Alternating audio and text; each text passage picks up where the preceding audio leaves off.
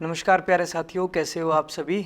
हम जो है एक स्टूडेंट से बात करेंगे जिसने लास्ट टाइम जो है एयरफोर्स की तैयारी RWA से ही करी थी और उसने लास्ट टाइम जो है मैथ्स जो आपका एयरफोर्स वाई ग्रुप में 50 में से 47 मार्क्स जो है उसने हासिल किए थे और उसके बाद उसने जो है अपना GD भी क्लियर किया था। तो उसी बच्चे से पूछेंगे कि GD का प्रोसेस क्या होता है और जो भी उसकी बारीकियां हैं, जो भी उसकी डिटेल्स है उसके बारे में पूछेंगे, जो कि आपकी तैयारी में आपको बहुत हेल्प करेगी। तो हमारे सामने हमारा स्टूडेंट है भाई तुषार। कैसे हो मेरे भाई? नमस्ते। नमस्ते मेरे मैं भाई। बढ़िया हूँ सर। बढ़िया, बिल्कुल। और एयरफोर्स का भी आपका क्लियर हो चुका है और मेरे को पता है कि भाई आपका कोस्ट गार्ड का भी सब क्लियर है। शायद आप ज्वाइनिंग की ही वेट कर रहे हो अभी। हाँ सर, एयरपोर्ट में मैं ज्वाइनिंग का ही वेट कर रहा हूँ। तो मेरे भाई पहले तो ये बताओ कि एयरफोर्स का जो आपने रिटर्न एग्जाम क्लियर किया था उसके बाद आपका जो एयरफोर्स का GD का जो एग्जाम है उसमें लगभग कितने दिन का टाइम गैप था?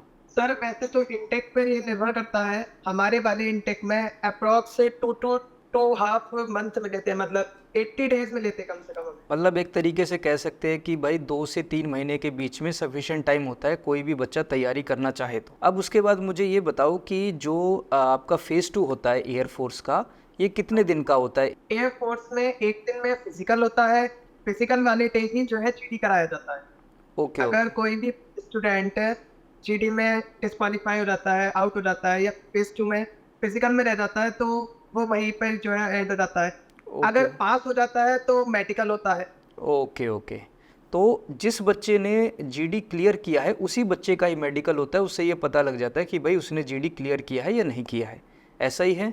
हाँ सर, जब ठीक। जो है हमारा जीडी हो जाता है उसके बाद में रिजल्ट अनाउंस होता है और मेडिकल वाली डेट दे दी जाती है।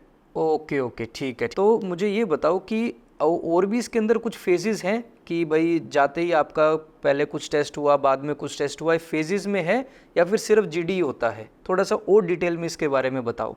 एंट्री टाइम में अप्रोक्स दिखाई होता है एडमिट कार्ड पर। हम्म। उस टाइम पर एंट्री हो जाती है। उसके बाद में चेस्ट नंबर होता है एक, वो अलॉट कर दिया जाता है। ठीक है। चेस्ट नंबर अलॉट करने के बाद में ग्रुप डिवाइड कर दिए जाते हैं स्टूडेंट्स के नंबर के अकॉर्डिंग। ठीक है। फिर ग्रुप वाइज जो है रनिंग कराई जाती है। ठीक है। जो रनिंग में आउट है वो बाहर कर दिया जाता है। और ठीक। रनिंग के बाद में तीन तीन फिजिकल एक्टिविटीज हैं, pushup, situps, squats. Okay okay, counting और बताओ मेरे को एक बार इसकी। पुशअप्स सबसे पहले होते हैं रनिंग के 10 मिनट्स के बाद 10 पुशअप्स होते हैं। ठीक है। उसके बाद में सिटअप्स है, सिटअप्स 20 है और स्क्वाट्स भी 20 है। उसके क्लियर करने के बाद फिर आगे का प्रोसेस?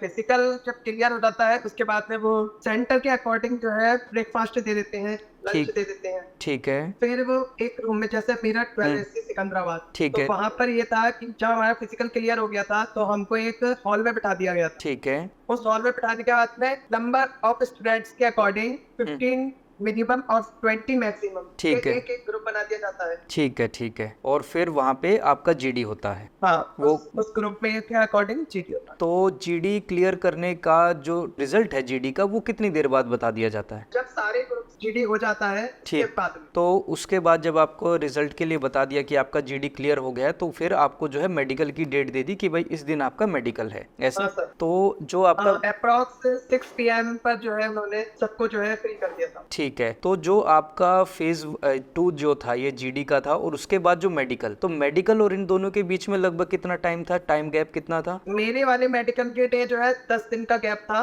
वैसे मिनिमम 5 डेज और मैक्सिमम 10 to 12 डेज हो सकते हैं। ओके ओके, ठीक है मेरे भाई। तो एक तरीके से हमने जो है पूरा प्रोसेस पता कर लिया है कि आपका किस तरीके से प्रोसेस होता है। थैंक यू मेरे भाई तुषार इसके लिए, ठीक है। और किसी हेल्प की ज़रूरत हुई तो मैं आपको ज़रूर कॉल करूँगा इसके लिए, ठीक है। और मेरे भाई जब आपका एग्ज़ाम क्लियर हो तो ज़रूर मिठाई लेकर आना, उसकी मैं ज़रूर वेट करूँगा, ठीक है।